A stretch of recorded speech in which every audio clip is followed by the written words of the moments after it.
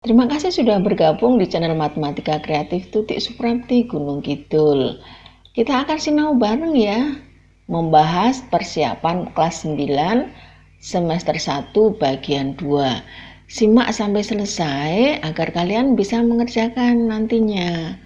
Kemudian bagi yang belum subscribe, silahkan subscribe dan tekan tanda loncengnya agar kalian mendapatkan pemberitahuan setiap kali saya mengupload video pembelajaran yang baru. Silahkan juga berselancar di channel saya karena banyak sekali cara-cara praktis yang sangat membantu kalian di dalam memahami materi pelajaran dengan lebih sederhana dan juga mempercepat penyelesaian soal. Jangan lupa bagikan kepada teman-teman kalian. Ayo berbuat kebaikan agar teman-teman kalian juga bisa belajar bersama-sama dengan kita. Sekarang langsung saja ya, kita ke pembahasan soal-soalnya. Cus, yuk belajar yuk. Indikator yang pertama, menentukan hasil rotasi suatu titik dengan pusat rotasi O dan sudut tertentu. Contoh soalnya, bayangan titik 4, -6 dirotasikan dengan pusat O 0,0 terhadap sudut 270 derajat adalah. Gampang, tenang saja. Kita bahas bersama-sama ya. Rotasi dengan pusat titik O, X, Y, arah rotasi 90 derajat. Dari X, Y itu menjadi titik min Y, X. Jadi untuk bayangan titik 4, -6 itu adalah 6,4. Kemudian untuk sudutnya 180 derajat menjadi min X, min Y. Sehingga untuk bayangan 4, -6 itu menjadi min 4,6. Nah, untuk terhadap sudut min 90 derajat atau 270 derajat menjadi Y, min X rumusnya. Sehingga kalau bayangan 4, -6 itu menjadi min 6, min 4. Ini saya berikan semuanya biar nanti kalian ingat. Kalau yang keluar yang mana, yang arah rotasi 90 derajat atau 180 derajat atau yang 270 derajat. Kalian jadi ingat. Dipelajari lagi ya. Indikator yang kedua, menentukan faktor skala dari dilatasi bangun datar. Saya beri dua contoh soal ini karena berbeda topiknya, yaitu luas dan keliling. Untuk yang pertama, tentang luas. Luas persegi panjang ABCD adalah 20 cm persegi. Setelah didilatasikan dengan skala K, maka luasnya menjadi 500 cm persegi. Berapakah faktor skala K? Nah, pembahasannya bagaimana? L sesudah didilatasikan itu sama dengan K kuadrat L awal, dengan L adalah luas. Jadi kita tinggal memasukkan saja. Untuk L sesudah didilatasikan adalah 500 sama dengan K kuadrat L awal adalah 20. Sehingga kita dapatkan K kuadrat itu sama dengan 500 dibagi 20. Untuk K kuadratnya itu sama dengan 25. Sehingga K-nya kita mendapatkan dua angka, yaitu 5 atau negatif 5. Jadi faktor skalanya itu adalah 5 atau negatif 5. Contoh yang kedua, sebuah lingkaran dengan keliling 144 cm didilatasikan dengan skala K dan keliling lingkaran hasil dilatasi adalah 216 cm. Berapakah K? Nah, kalau keliling itu berbeda dengan luas. Kalau keliling itu keliling akhir sama dengan K kali keliling awal. Jadi keliling akhirnya 216 sama dengan K kali keliling awalnya 144. Sehingga K adalah 216 dibagi 144. Kita dapatkan 1/2. Jadi skala dilatasi adalah 1,5. Mengerti ya, beda loh ya untuk rumusnya. Indikator yang ketiga, menentukan titik awal jika diketahui bayangannya dan cerminnya. Contoh soalnya, diketahui B aksen adalah 23,6 adalah bayangan dari titik B yang dicerminkan terhadap garis X sama dengan 8. Carilah titik awalnya. Kita kerjakan bersama-sama yuk. Nah, untuk titik B X, Y yang merupakan titik awal setelah dicerminkan terhadap garis X sama dengan 8, maka bayangannya adalah 23,6. Untuk mengerjakan ini kalian harus ingat rumus-rumus berikut. Untuk pencerminan terhadap garis X sama dengan C, maka X, Y itu bayangannya menjadi 2C dikurangi X, Y. Kalian harus ingat nanti di soalnya yang keluar yang mana, kalian tinggal memilih. Kemudian untuk pencerminan terhadap garis Y sama dengan C, titik X, Y itu menjadi X, 2C dikurangi Y. Nah, untuk pencerminan terhadap sumbu Y, X-nya itu 0, ya kan? X-nya 0, sehingga nanti tinggal memasukkan ke rumus ini bisa. Jadi yang diingat-ingat cukup 2 rumus saja, yaitu yang pertama ini dan yang kedua ini. Kemudian untuk pencerminan terhadap sumbu X, Y-nya adalah sama dengan 0, sehingga bisa dimasukkan ke rumus ini. Oke. Nah, kemudian untuk pencerminan terhadap garis X sama dengan C tadi, rumusnya MXC memetakan X, Y ke 2C dikurangi X, Y. Nah, ini tinggal kita masukkan bilangan-bilangannya. Cerminnya tadi adalah X sama dengan 8. Berarti 2 kalikan 8 dikurangi X sama dengan 23. Sehingga 16 dikurangi 23 adalah sama dengan X. X-nya adalah negatif 7. Itu absisnya. Sekarang mencari ordinat awal. Y sama dengan 6. Ya. Karena untuk Y-nya tidak berubah. Jadi titik awalnya adalah negatif 7,6. Mengerti anak-anak? Kalian harus pelajari lagi. Indikator yang keempat, menentukan bayangan suatu garis yang ditranslasi. Contoh soalnya, tentukan bayangan garis X ditambah 4Y sama dengan 6 oleh translasi 2 negatif 3. Pembahasannya ya. Kita kerjakan bersama-sama yuk. Translasi 2 negatif 3 memindahkan X, Y ke X aksen, Y aksen sama dengan X ditambah 2, Y dikurangi 3. Nah, absisnya ya kita samakan.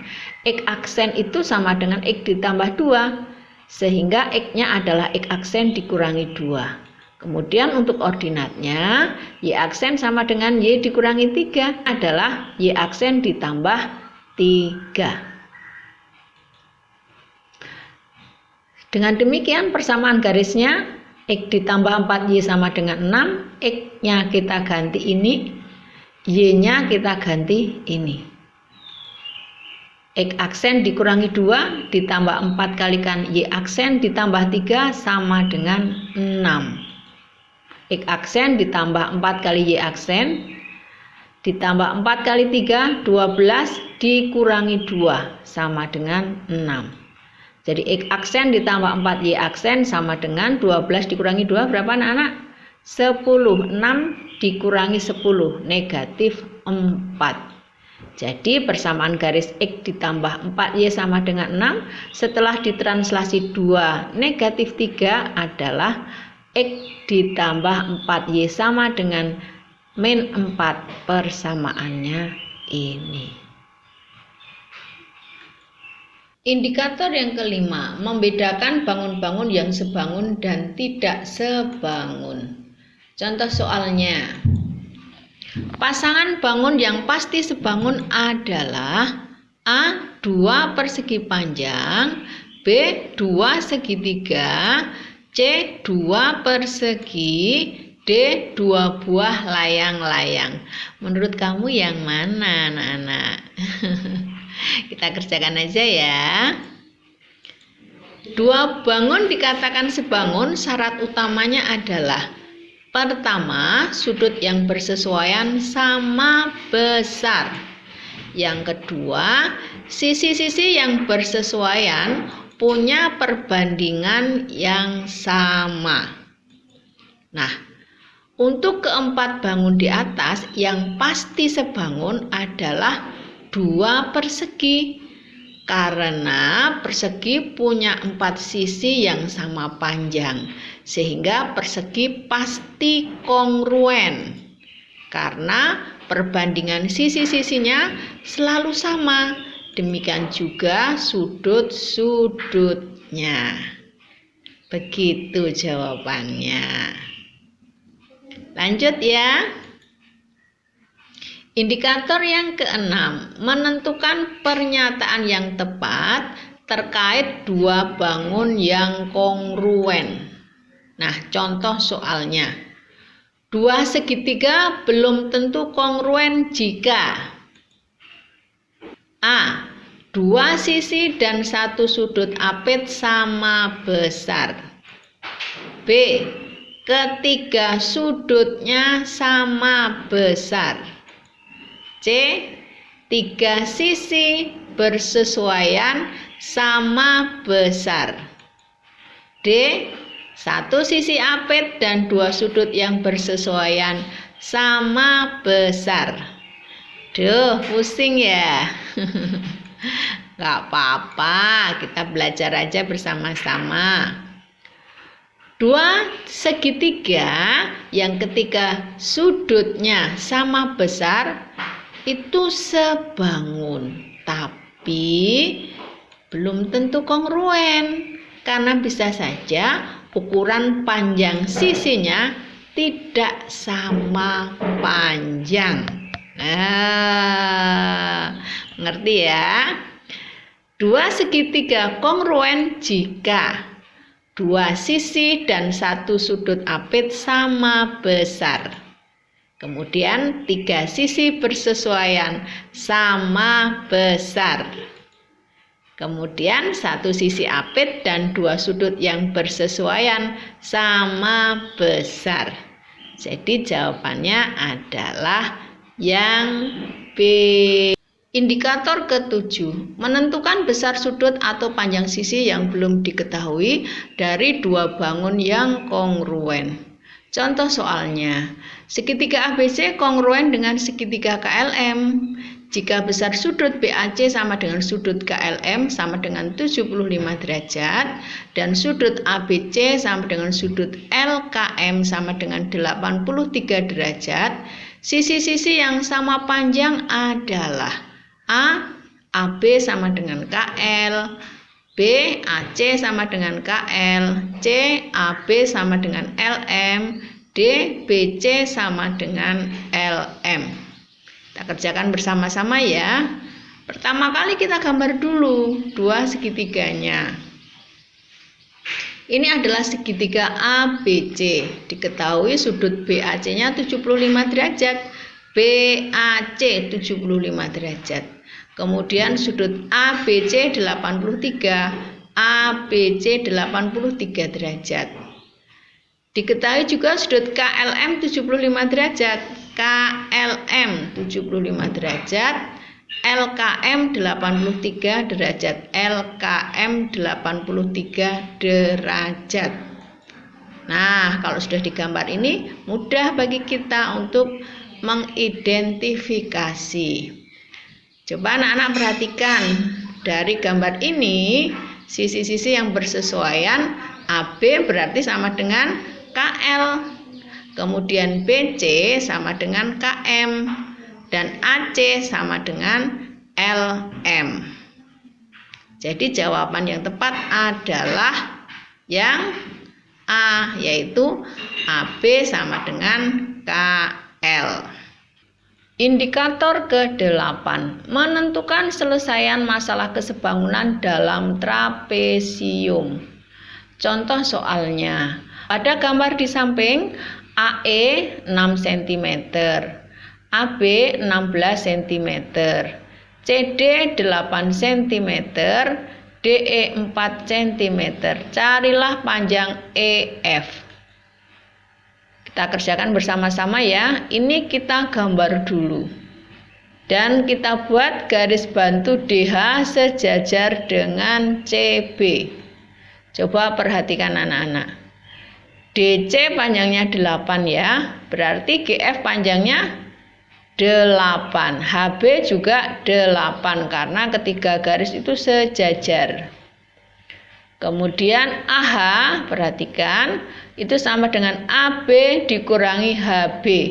Jadi sama dengan 16 dikurangi 8. Sama dengan 8. Nah, maka DE dibanding AD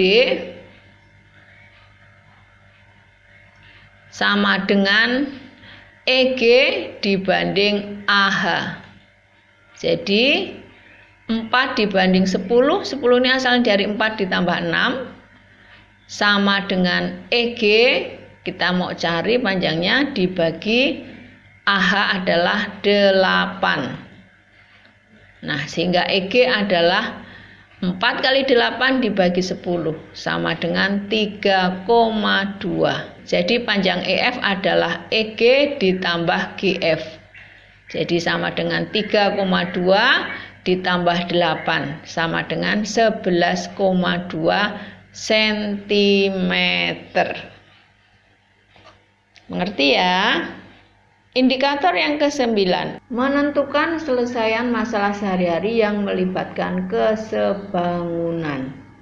Contoh soalnya, tinggi sebatang pohon adalah 6 meter, sedangkan panjang bayangannya 8 meter.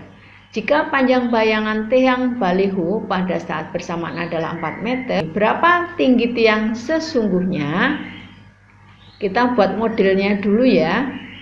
Ini 6 meter adalah pohonnya. Kemudian N adalah tinggi baliho yang dicari.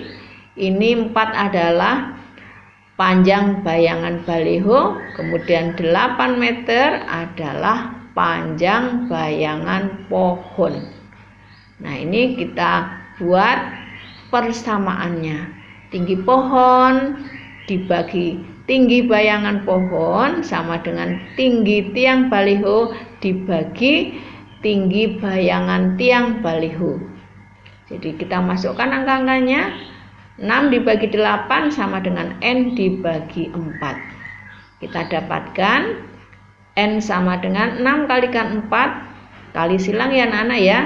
N sama dengan 6 kalikan 4 dibagi 8. Ini enggak usah dikalikan dulu, tapi langsung sederhanakan kalau bisa disederhanakan. Jadi 4 dengan 8 bisa disederhanakan enggak? Iya. Berapa jadinya? Yang atas dibagi berapa? 4, dapat 1. Yang 8 bagi 4 berapa? 2. Jadi N-nya ketemu, 6 dibagi 2, N sama dengan 3. Jadi tinggi tiang baliho adalah 3 meter. Indikator ke-10, menentukan selesaian masalah sehari-hari yang melibatkan kesebangunan. Contoh soal, Andi berdiri sejauh 4 meter dari tiang setinggi 4,5 meter. Jika bayangan tinggi Andi 2 meter, berapakah tinggi Andi? Kita tanya saja sama Andi ya. Andi nggak mau jawab. Berarti kita harus mengerjakan ini. Ya, kita buat modelnya dulu. Nah,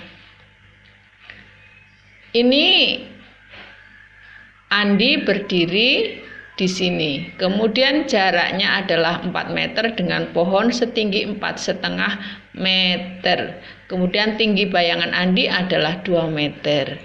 Perbandingannya, tinggi Andi dibagi tinggi bayangan Andi sama dengan tinggi pohon dibagi tinggi bayangan pohon. Tinggi Andi N yang kita cari dibagi bayangannya 2 sama dengan tinggi pohon 4,5 dibagi 6. Asalnya 4 ditambah 2. Jadi N-nya adalah 9. Asalnya dari 4,5 kali 2 kali silang ya nak ya, dibagi 6. N-nya adalah 1,5 meter. Jadi tinggi Andi adalah 1,5 meter. Hore, kita sudah selesai. Tetap belajar ya, pokoknya menolak menyerah.